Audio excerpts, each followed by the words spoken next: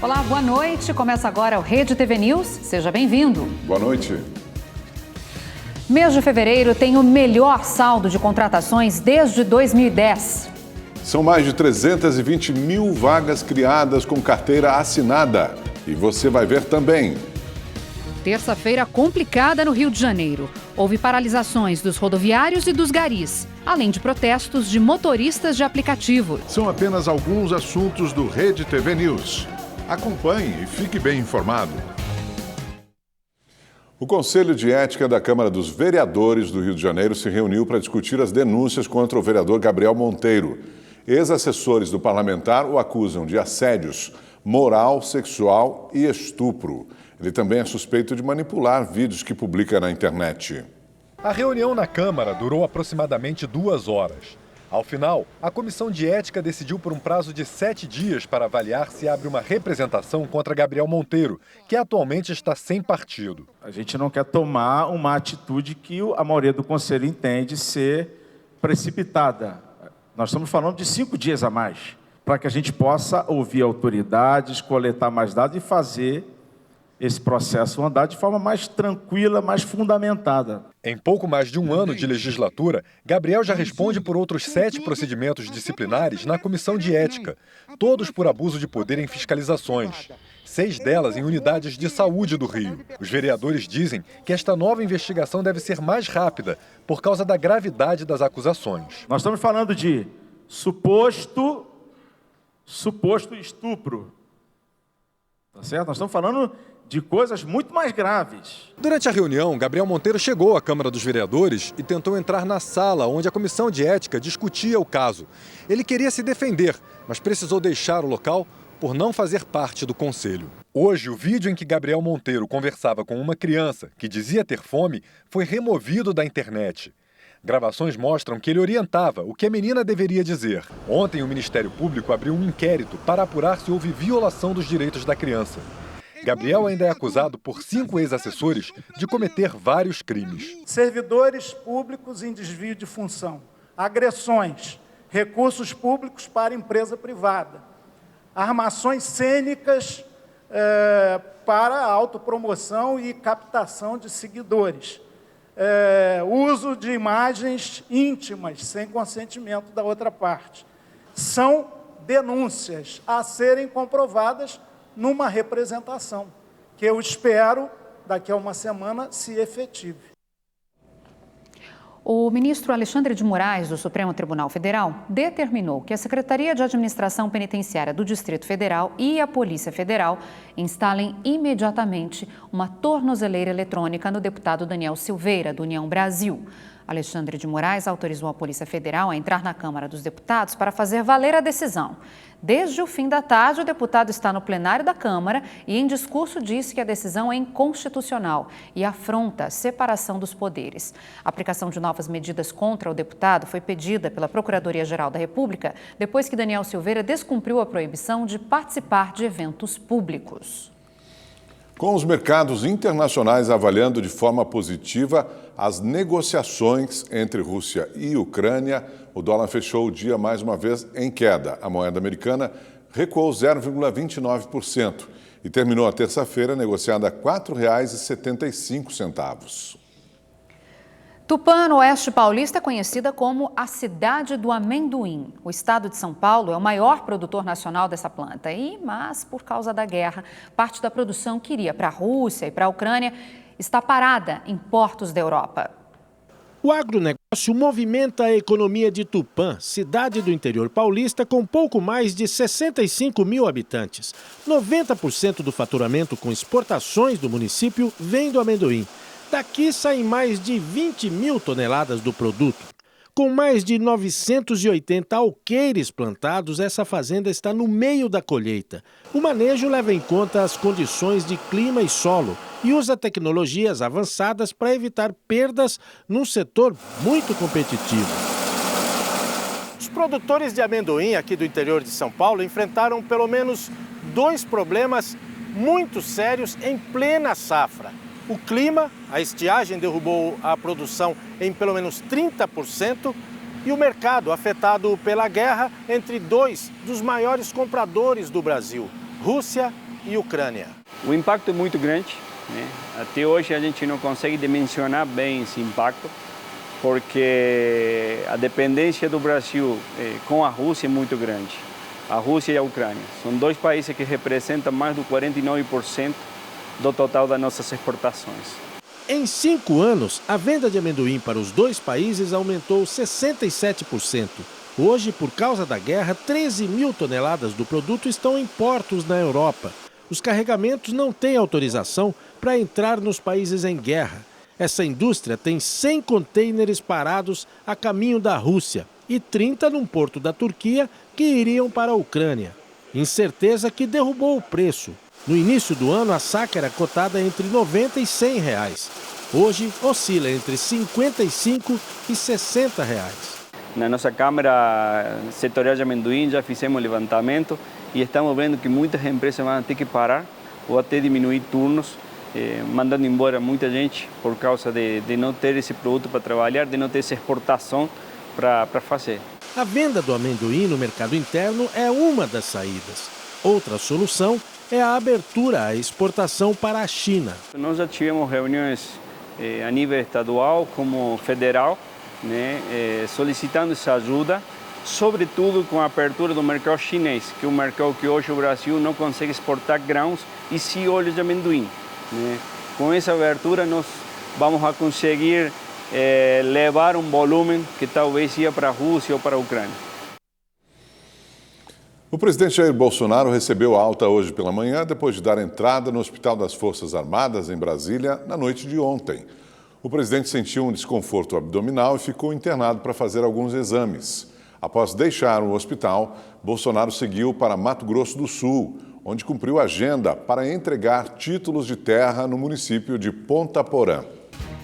Dia de greves e protestos no Rio de Janeiro. A circulação dos ônibus foi reduzida e muita gente chegou atrasada ao trabalho. A greve durou poucas horas, mas foi suficiente para que filas de passageiros se formassem nos pontos.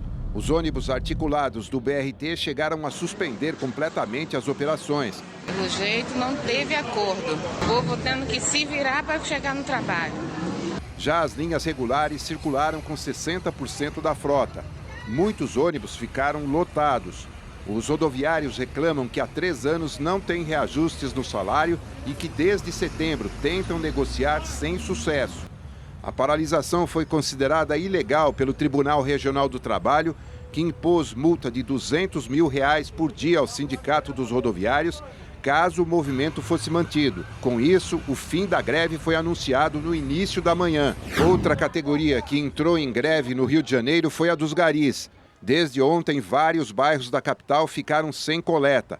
Eles reivindicam aumento de 25% nos salários e não aceitam a proposta de 5% de reajuste da Conlurb à Companhia de Limpeza Urbana. Motoristas e motociclistas de aplicativos também reivindicam por reajustes nos salários. De manhã, eles tomaram as ruas da região central do Rio em protesto. Com a alta dos combustíveis, querem aumento do valor pago pelo aplicativo por quilômetro rodado. E na zona sul e norte da capital, mais protestos. Desta vez, os entregadores que usam bicicletas. Eles também pedem reajuste nos valores das entregas. No litoral de Pernambuco, um terceiro corpo foi encontrado hoje na praia de Itapuama, no município de Cabo de Santo Agostinho. É de Wallace Horácio da Silva, de 37 anos. Ele e mais 2 amigos saíram para pescar no último domingo. Horas depois, o barco foi encontrado à deriva. Um dos corpos estava dentro da embarcação, o outro foi localizado em alto mar. A Polícia Civil abriu inquérito para apurar o caso. Existe a suspeita de que o grupo tenha sido atingido por um raio durante uma tempestade. E como será que fica o tempo amanhã? Chegou a hora da gente conferir a previsão com Gabriela de França. Olá, boa noite para todo mundo. A gente começa falando mais uma vez da chuva que tem atingido aí o centro-norte do Brasil. Em Fortaleza, gente, de ontem para hoje choveu muito. Foi o maior volume de chuva do ano e as consequências são essas que a gente vê nas imagens. A água foi parar até mesmo dentro da sala de aula. A terça-feira começou com um verdadeiro caos, muito trânsito e prejuízos aí para a população. E olha, apesar dos estragos, provocados pelos temporais, as chuvas de verão também trouxeram trouxeram um alívio para boa parte dos reservatórios do país, tá? A gente teve uma melhora aí do nível dos reservatórios que hoje estão operando com um cenário positivo, portanto uma boa notícia. Bom, vamos para o nosso mapa, porque amanhã a chuva diminui, mas ela ainda aparece aqui em áreas do Maranhão, do Pará, Mato Grosso, até o norte do Mato Grosso do Sul. Agora, no sul do Brasil, sim, viu, alerta para muita chuva temporal mesmo, com vendaval e raios, tudo por causa aqui, olha, dessa frente fria que está se aproximando aí da região. Em Porto Alegre, a chuva deve aparecer já nas próximas horas. A quarta-feira começa com muita chuva. Na quinta-feira, o tempo volta a ficar firme e dá uma boa esfriada, viu, gente? A máxima não passa de 21 graus. Em Uruguaiana, pode até ter geada na madrugada de quinta-feira e o frio vai ser intenso, mínima de 8 graus apenas. Esse frio vai chegar a São Paulo. Amanhã ainda teremos sol com muitas nuvens, possibilidade de chuva, mas esquenta ainda, 30 graus. A partir de quinta-feira tem alerta para muita chuva, chuva forte. E aí até sexta-feira a temperatura despenca, não passa de 20 graus depois dos 30 graus dessa quarta-feira. Chuva e frio também vão alcançar aí áreas do Mato Grosso do Sul, do Rio de Janeiro e de Minas Gerais nos próximos dias, tá? Mas por enquanto, amanhã teremos sol e calor de 33 graus para os cariocas, 34 graus em Vitória, 30 graus em BH e também em Campo Grande. E o sol aparece mais amanhã em áreas do Nordeste do Brasil, nada de chuva em Salvador, com calorão de 31 graus, mesma coisa em Natal. Agora em Fortaleza ainda tem previsão de chuva e o tempo fica um pouco encoberto e a máxima é de apenas 29 graus. Bom, eu fico por aqui, mas amanhã eu tô de volta, eu espero você. Até lá, tchau, tchau. E o prefeito de Guarujá, no litoral de São Paulo, Walter Suman, do PSDB, foi afastado por suspeita de corrupção. Hoje a Polícia Federal cumpriu mais uma etapa da operação que apura fraudes na área da saúde e da educação no município. O repórter Guilherme Lopes está ao vivo com a gente e traz mais informações sobre essa operação da polícia. Boa noite para você, Guilherme. Olá, Augusto. Boa noite a você, boa noite a todos. Olha, os agentes da Polícia Federal cumpriram 55 mandados de busca e apreensão, a maioria no Guarujá, mas também em outras cidades do litoral, do interior e na capital paulista, em endereços ligados ao prefeito. A polícia apura supostas fraudes nas áreas da saúde e da educação envolvendo organizações sociais que prestam serviços ao município. Na ação, a Justiça determinou o afastamento do prefeito Walter Suman, do PSDB, e também de outros ocupantes de cargos comissionados da Prefeitura do Guarujá. Em nota, o município confirmou que atendeu ao pedido liminar da Justiça Federal e quem assume a prefeitura a partir de agora, interinamente, é a vice Adriana Machado, do PSD.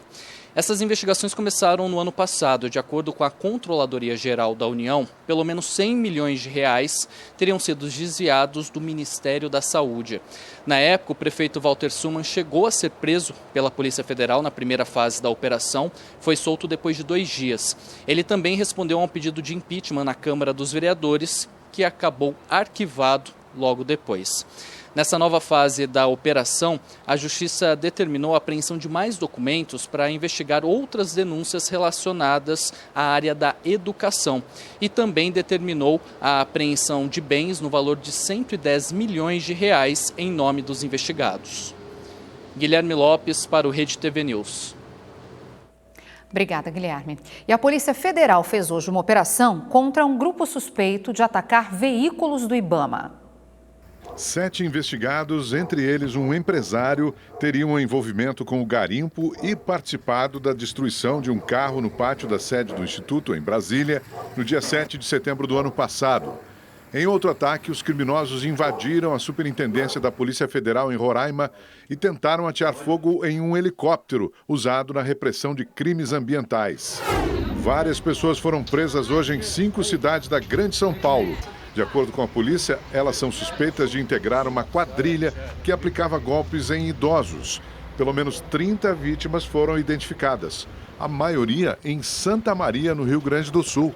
O prejuízo às vítimas pode passar de R$1,5 milhão de reais. Um homem de 31 anos caiu no golpe do falso emprego e perdeu R$28 mil. A oportunidade era para uma suposta vaga de estágio em uma multinacional em Londres, na Inglaterra. Conseguir um estágio na Europa é o sonho de muita gente, mas para o Tylon se tornou um pesadelo. De malas prontas e expectativa a 1000 para a viagem, 3 dias antes de embarcar, ele descobriu que havia caído num golpe. Uma falsa promessa de estágio em uma multinacional em Londres para ganhar o equivalente a R$15 mil. Para mim, até então, o que essas pessoas, desses criminosos, eles estavam pedindo, para mim até então era ok, fazia muito sentido. O que eles me pediram de início, foram 3 meses referentes a aluguel e referentes à alimentação.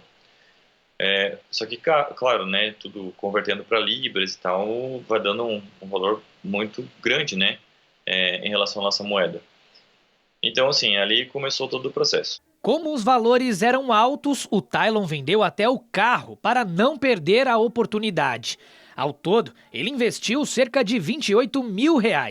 Só que depois de enviar a quantia e os documentos necessários, o recrutador voltou a solicitar mais dinheiro. Tylon decidiu procurar os canais oficiais da empresa para entender o que estava acontecendo. Foi quando descobriu que havia caído em um golpe. É difícil até expressar em palavras, sabe? Porque foi um golpe muito duro. Envolveu muita coisa, envolveu o meu emocional, o meu financeiro, envolveu outras pessoas junto que estavam comigo, estavam felizes por mim, que eu ia dar um passo maior na minha vida.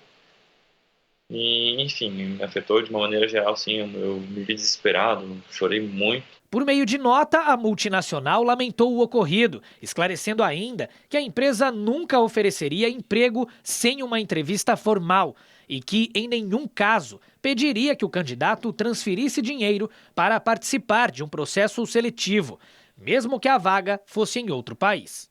Se antes o emprego era conquistado por indicação ou entregando o currículo diretamente nas empresas, hoje a internet é o meio mais utilizado para se procurar uma vaga de estágio ou trabalho. É bem mais rápido, só que pode esconder muitos perigos, como saber, por exemplo, se o contratante é mesmo honesto ou se a vaga realmente existe. Por isso é necessário tomar alguns cuidados. A dica que fica é sempre buscar os canais oficiais, então seja através de LinkedIn ou principalmente o site da empresa. E na medida do possível entrar em contato para validar essa vaga, porque infelizmente nós temos quadrilhas extremamente articuladas que usam da esperança das pessoas e da tecnologia para promover esse tipo de golpe e depois é virtualmente impossível reaver esses valores. Eu espero realmente que sejam culpados, sejam identificados e respondam pelo que fizeram. Eu espero que ninguém passe pelo que eu passei. Elias Andreato morreu hoje aos 76 anos em decorrência de complicações após um infarto. Ele era considerado um dos maiores artistas gráficos do país. Andreato tinha mais de 40 anos de carreira e ficou conhecido pelas mais de 350 capas de disco que produziu, principalmente durante os anos 70. Ele criou ilustrações para os LPs de artistas como Paulinho da Viola, Chico Buarque, Gilberto Gil e Adoniran Barbosa. Setores produtivos brasileiros abriram mais de 328 mil vagas formais de trabalho em fevereiro. E é o melhor resultado mensal desde setembro do ano passado. João começou a trabalhar nesta academia da Zona Oeste de São Paulo há um mês. Aos 19 anos, esse é o primeiro emprego dele com carteira assinada. Estava parado, uns 3 meses já. Não estava procurando, estava de boa, só estava treinando, terminando a escola e surgiu essa oportunidade com carteira assinada. Isso foi possível graças à ampliação do negócio. O dono já planejava abrir mais um espaço no local antes da pandemia. Sim, esse período pós e durante a pandemia, já vínhamos pensando na ampliação assim que terminasse esse Covid, E com isso, com certeza, gerando mais emprego aí. Em fevereiro, o Brasil fechou o mês com a criação de 328 mil empregos formais, segundo o balanço do Cadastro Geral de Empregados e Desempregados, o CAGED. Essa foi a primeira vez que o número de admissões superou 2 milhões de vagas em um único mês. Com isso, de acordo com o Ministério do Trabalho, o país teve um dos melhores resultados entre contratações e demissões desde 2010. A área que mais criou vagas formais de trabalho foi a de serviços, com pouco mais de 215 mil postos.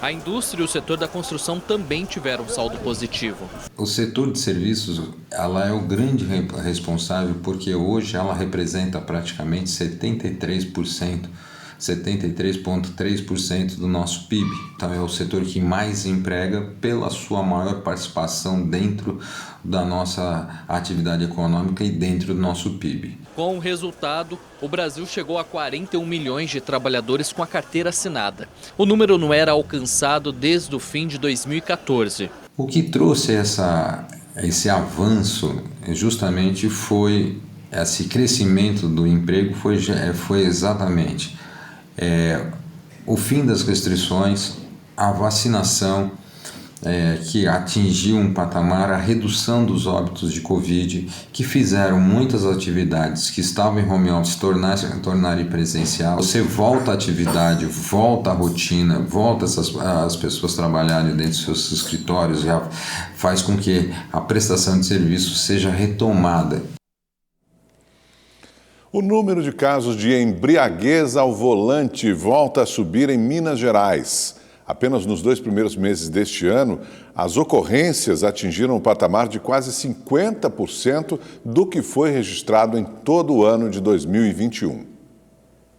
Este flagrante foi no fim de semana em Belo Horizonte. O carro invadiu uma padaria após se envolver em um acidente. A motorista, de 30 anos, disse aos militares que havia ingerido bebida alcoólica. De acordo com o boletim de ocorrência, ela dirigia em alta velocidade quando bateu na traseira de um veículo, atravessou o canteiro central da avenida e passou pela contramão até atingir a porta da padaria. As pessoas não têm consciência. Infelizmente, sai, bebe, aí se recusa a fazer teste de bafômetro, entendeu? Só que, recusa, mas a gente vê que a pessoa está nitidamente embriagada, né? Aqui em Minas Gerais, o número de casos de embriaguez ao volante aumentou muito nos 2 primeiros meses deste ano. Segundo a Secretaria de Justiça, foram 2.270 ocorrências, quase 50% do registrado em todo o ano de 2021. Realmente as pessoas estão circulando mais, né? E aí estão abertos os bares, abertos os restaurantes e tem aqueles condutores que não têm essa consciência dos perigos. O acidente envolvendo um homem de 42 anos no dia 15 de fevereiro na capital mineira terminou em tragédia. Ele atropelou 3 pessoas que estavam na calçada e uma delas morreu na hora. O motorista apresentava sinais de embriaguez, estava com a carteira de habilitação suspensa e havia fugido de uma blitz. São verificados vários sinais para saber, né, se houve ou não consumo de álcool. Olhos vermelhos, hálito etílico, a forma de conversação do condutor. Também em Belo Horizonte, um empresário de 72 anos foi preso na semana passada depois de bater em 9 carros estacionados na rua. Visivelmente sem condições de dirigir, o motorista ainda atropelou um flanelinha, agrediu a mulher que filmava o acidente e xingou os PMs. A Justiça Mineira decidiu que ele só poderá deixar a prisão após pagar fiança de R$120 mil. Este neurocirurgião alerta para os riscos da combinação álcool e direção. Poucos segundos vão fazer a diferença, então algum carro que faz uma frenagem brusca, no momento que, se tivesse numa velocidade menor ou ela com uma tensão, um nível de alerta maior, ela conseguiria fazer uma manobra para desviar ou frear e, por conta da bebida, ela não conseguiria. Então, com isso, pode levar a acidentes, muitas vezes catastróficos. Um comerciante da cidade de Bragança Paulista, no interior de São Paulo, foi assassinado e o crime aconteceu em frente ao estabelecimento dele.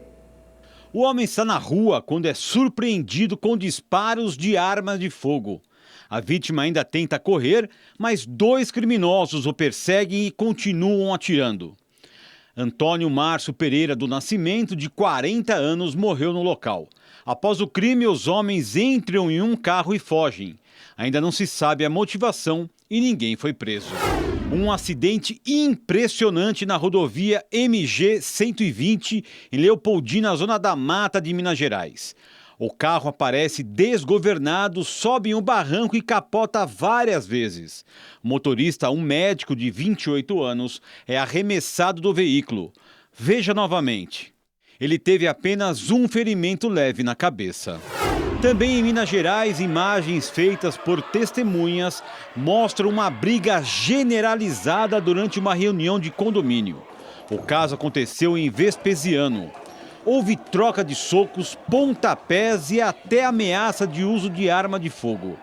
A maioria dos moradores dos prédios é policial ou familiar de PM. A confusão começou durante a prestação de contas do atual síndico. Uma operação contra hackers suspeitos de invadir o site do Tribunal de Contas aconteceu no Ceará. A mesma quadrilha é acusada de fazer ataques cibernéticos a páginas internacionais. A polícia cumpriu 7 mandados de busca e apreensão nos estados de São Paulo, Santa Catarina, Paraná e Rio Grande do Sul. Foram apreendidos equipamentos eletrônicos, como HDs, notebooks, celulares e pendrives. Um dos alvos da operação é o hacker responsável pela invasão do site do Tribunal de Contas do Ceará em novembro de 2021. Esses criminosos também tinham invadido sites internacionais, como sites de universidades ucranianas em movimento pró-Rússia, que eles mesmos se intitulavam pró-Rússia. Logo, a Polícia Civil dá uma resposta para essa invasão ao site do Tribunal de Contas do Estado do Ceará e informa também que nós temos a tecnologia e a investigação qualificada que combate esse tipo de crime. Agora as notícias da pandemia. Vamos então aos números da Covid-19 no Brasil, de acordo com o Ministério da Saúde. 28.618.000 pessoas já se recuperaram da doença, 604.000 ainda estão em acompanhamento e desde o início da pandemia, mais de 659.000 pessoas morreram de Covid-19 no Brasil. Se você quer rever esta ou outra reportagem do Rede TV News, inscreva-se agora no canal da Rede TV no YouTube. Lá você pode assistir a íntegra de todos os nossos programas. Acesse agora no youtube.com/Rede TV Jornalismo. O Rede TV News fica por aqui. Para você uma boa noite e até amanhã. Boa noite.